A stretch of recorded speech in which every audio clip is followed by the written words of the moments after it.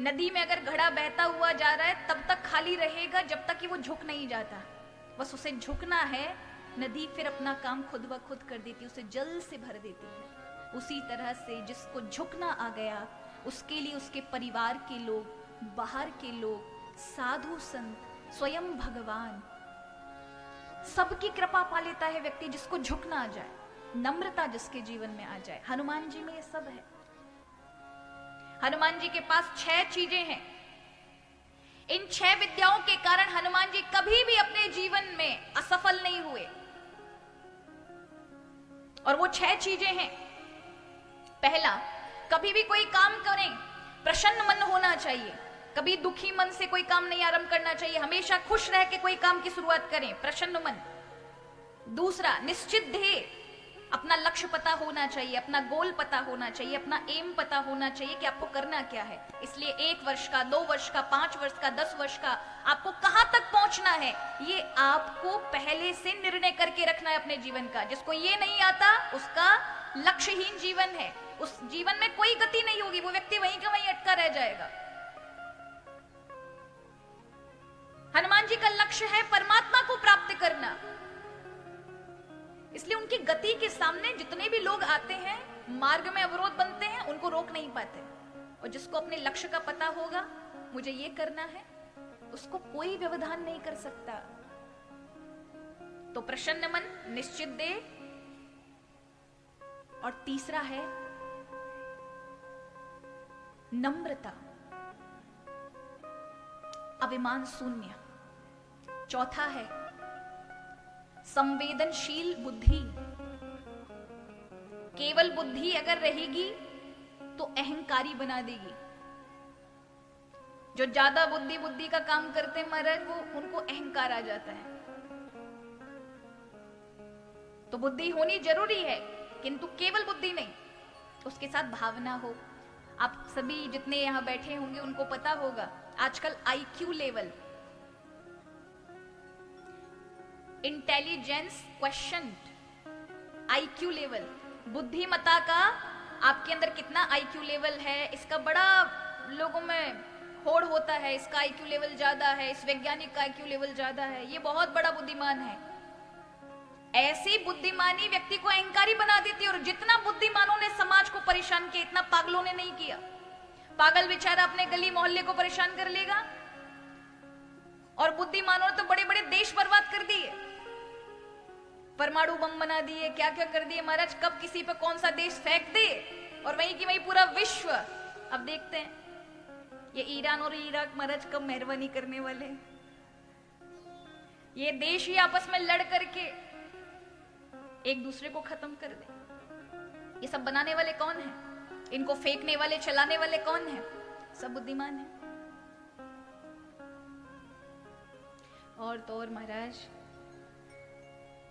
दुर्योधन को हम भले ही कहते हैं महाभारत में दुर्योधन दुष्ट था, मूर्ख था, पर सच कहो तो बुद्धिमान था। उसको साधारण मत समझो। आदि से ज्यादा दुनिया को उसने लड़ने के लिए इकट्ठा कर दिया। किसी भी आदमी को लड़ाने के लिए इकट्ठा करना कोई साधारण बात है? मतलब लोगों को जुटा लेना, वो भी ऐसे लोगों को कि जो बचेंगे नहीं, उनको पता है, फिर भी लड़ मरने के लिए, अधर्म के लिए इकट्ठे हो गए और सबका नाश करवा दिया महाराज।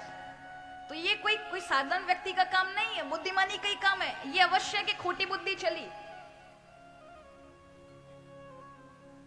केवल बुद्धि हमारे लिए घातक हो जाती है। इसलिए बुद्धि के साथ फिर बड़े बड़े बाहर के लोगों ने, वैज्ञानिकों ने कहा कि ईक्यू लेवल होना चाहिए, इमोशन क्वेश्चन होना चाहिए, भावना होनी चाहिए, बुद्धि नहीं।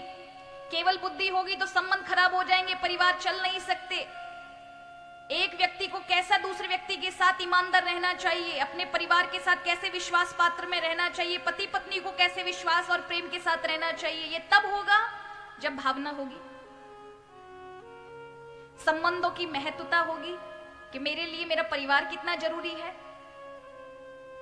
मेरे लिए मैं जहां काम करता हूं उसके लिए ईमानदारी बरतना कितना जरूरी है। ये सब कब आएगा? जब भावना जुड़ेगी उसके साथ। और केवल भावना और बुद्धि,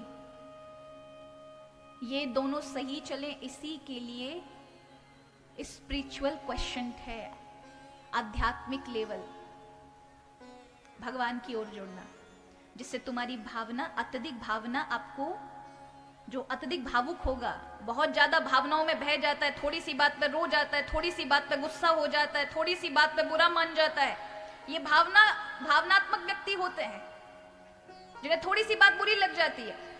ऐसे भावना वाले व्यक्ति कभी भी सही निर्णय नहीं ले सकते, उनके निर्णय हमेशा खराब होते हैं। और ज्यादा बुद्धिमानी अगर दिखाओगे, ज्यादा बुद्धिमान व्यक्ति होंगे, तो फिर क्या होगा? अहंकारी बना देगी बुद्धि, फिर आप कोई अच्छा कार्य नहीं कर सकते, आपसे लोग कटने लग जाएंगे। इसलिए कहा ये दोनों सही तरह से चले, आधे में भावना चले, आधे में बुद्धि चले, तब एक नया जीवन शुरुआत होता है। और इन दोनों को सही बनाने के लिए भगवान का नाम है, प्रभु से जुड़ाव है। प्रभु से जुड़ो तो भावना और बुद्धि दोनों एक समान रहती। तो हनुमान जी के अंदर ये इनसे भी ऊपर की चीजें हैं, उनके अंदर ये आध्यात्मिक चीजें हैं कि कब तुरंत निर्णय लेना है और ऐसा निर्णय लेना है जिसमें असफल नहीं होंगे, और वो राम की कृपा से होता है। अत्यंत बुद्धिमान है। तो प्रसन्न मन, निश्चित देह, नम्रता, और चौथा है संवेदनशील बुद्धि, और पांचवा है चुनौतियां जीवन में आएंगी, और चुनौतियों को झेलने के लिए जो पहले से तैयार है उसको कभी असफलता नहीं मिलती। ये चुनौतियां तब तक आपको नहीं हरा सकती जब तक कि आप मैदान से भाग नहीं जाते।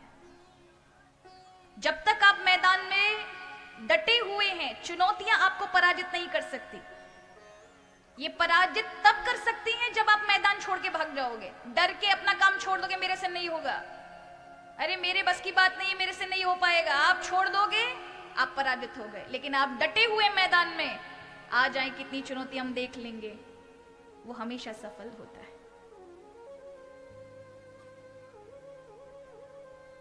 और छठवा है महाराज,